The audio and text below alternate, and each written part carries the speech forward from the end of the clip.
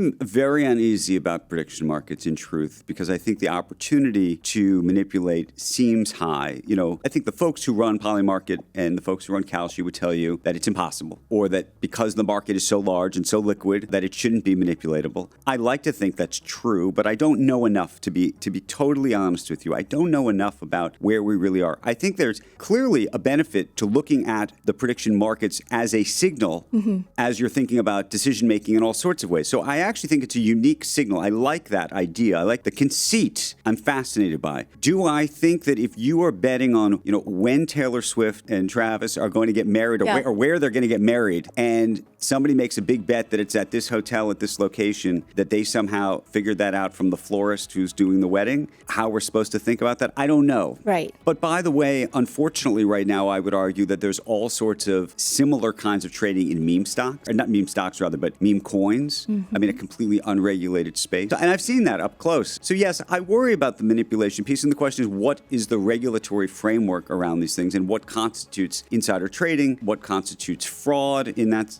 space?